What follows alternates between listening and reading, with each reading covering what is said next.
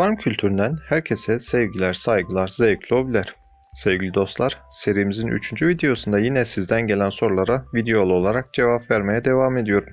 Bu bölümdeki sorular daha çok ideal beslenme şartlarına yönelik sorular ve can sıkıcı bir durum olan hastalıklar üzerine. Daha önceki videolarımızda ideal akvaryum boyutundan bahsetmiştim. Ancak arkadaşlarımızın elinde standart akvaryumlar olmadığı için bir erkek bir dişi ya da iki dişi bir erkek için olması gereken akvaryum hacimleri hakkında çok soru geliyor.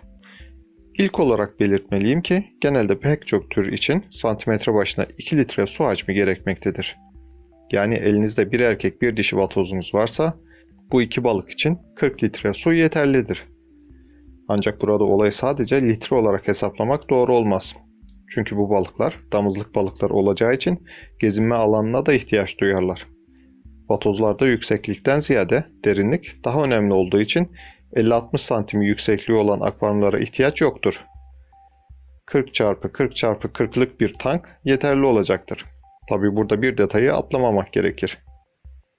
Pek çok hobicinin evinde zamanla parça parça bir sürü akvaryum oluyor.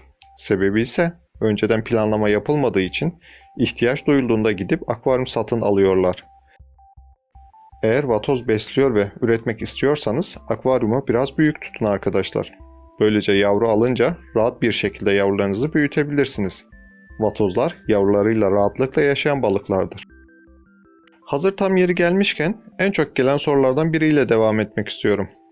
Pek çok arkadaş büyük bir hevesle yavru alıp büyütüyor ve uzunca bir bekleyişin ardından yavru almak istiyor.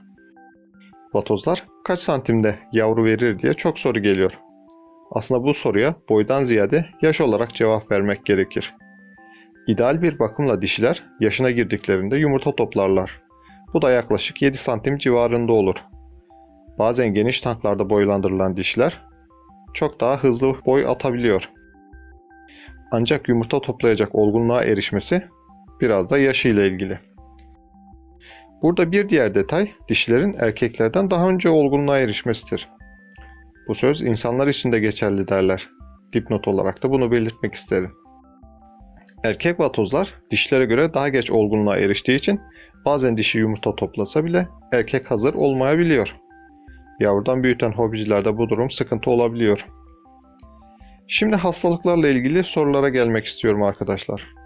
Balığım hasta sanırım, ne yapmam lazım diye çok fazla soruyla karşılaşıyorum. Bu tarz durumlar açıkçası hepimizin başına gelebiliyor. Klasik bir yaklaşım vardır. Önemli olan balığı hasta etmemek diye. Ancak deneyimli arkadaşlarım bile balıklarında hastalıklar olabiliyor. Peki ama balığımızı nasıl hasta etmeyeceğiz? Burada öncelikli olarak dikkat edilmesi gereken konu bakımların düzenli ve tam yapılıp yapılmadığıdır. Eğer aklınıza geldikçe vatoz akvaryumunun bakımını yapıyorsak büyük bir hata içindeyiz demektir. Çünkü vatozların bakımını aksatmak hastalıklara davetiye çıkartmak demektir. Burada bakımın ne olduğunu biraz daha açmak istiyorum. İlk olarak filtrelerin temizlenmesi önemlidir. Kullandığımız elyafın yenisiyle değiştirilmesi, süngerlerin akvaryumdan alınan suyla temizlenerek tekrar yerlerine yerleştirilmesi gerekir. Özellikle sporaks gibi filtre malzemelerine balık dışkılarının bulaşması engellenmelidir. Ayrıca tabandaki pisliklerin varsa bitki kalıntılarının su değişimiyle uzaklaştırılması gerekir. Su değişimi de yine aksatmadan haftalık olarak mutlaka yapılmalıdır. Suyumuzu nasıl hazırlayacağımızı ve nasıl su değişimi yapacağımızı sizlere daha önce anlatmıştım. Sağ üst köşeden ulaşabilirsiniz. Yeri gelmişken bir hatırlatmayı da yapmak istiyorum. Genel kanı olarak su değişiminin yapıldığı anda filtre temizliği pek fazla önerilmez. Sebebi ise oturmuş olan bakteri popülasyonunun zarar görmesini engellemek.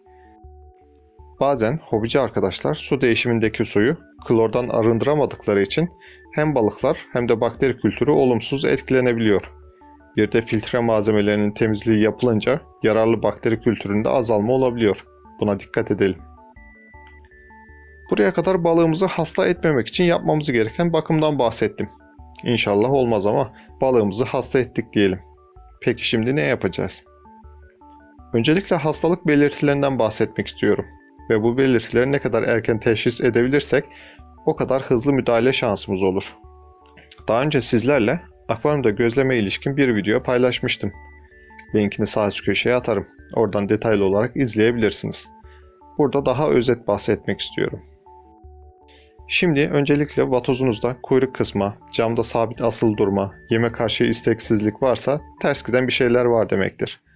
Bu durumda gözlemi arttırmak ve emin olmak gerekir. Balığım yem yemiyor, ne yapabilirim sorusu çok sık geliyor ve bu soruyu tam olarak burada cevaplandırmanın doğru olduğu kanaatindeyim.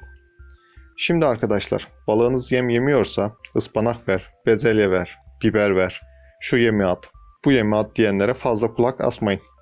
Çünkü balığınız yem yemeyi bıraktıysa zaten hastalık belli bir noktaya gelmiş demektir. Bu durumda da ne verseniz verin yemeyecektir. Peki bu durumda ne yapacağız? Özellikle biraz önce de belirttiğim gibi bu konuda bir videom var. Ona bakmanızı ve belirtileri net olarak izlemenizi tavsiye ederim. Yine sağ üst köşeye tıklayarak ulaşabilirsiniz. Sonrasında balığın nasıl bir hastalığa yakalandığını tespit etmek gerekir. Yem yemeyen bir vatozun bloat, drops ya da iç parazit olma ihtimali yüksektir.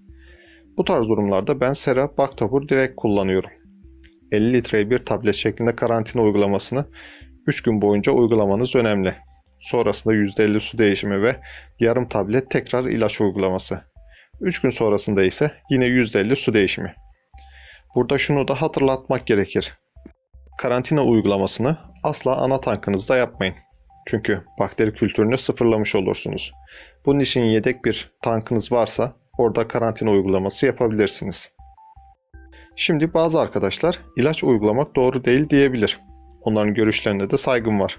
Ancak yem yemeyen bir balığın ilaç tedavisi dışında yem yediğini ben pek görmedim. Ancak ilaç ile defalarca tedavi ettiğim balıklar oldu.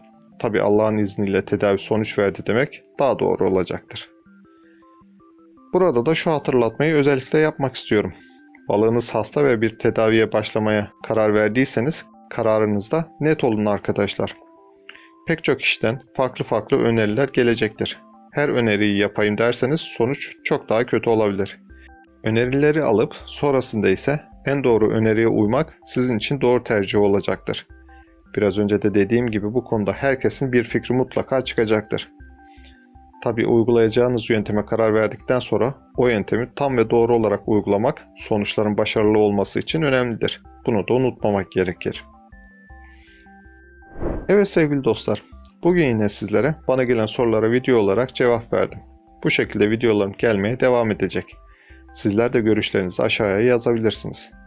Soru cevap serimizdeki diğer videoları da izlemeyi unutmayın. Umarım bu video faydalı olmuştur. Sormak istediğiniz bir şey olursa aşağıya yorumlar kısmına yazabilirsiniz. Hem oradan cevap veririm hem de ileriki videolarda sözlü olarak da cevaplandırırım. Beğendiyseniz beğen butonuna tıklamayı unutmayın. Ayrıca kanalıma abone olmadıysanız abone olarak ve bildirimleri açarak bizlere destek olmanız kanalımızın gelişimi için çok önemli. Akvaryum kültüründen herkese sevgiler, saygılar, zevkli hobiler.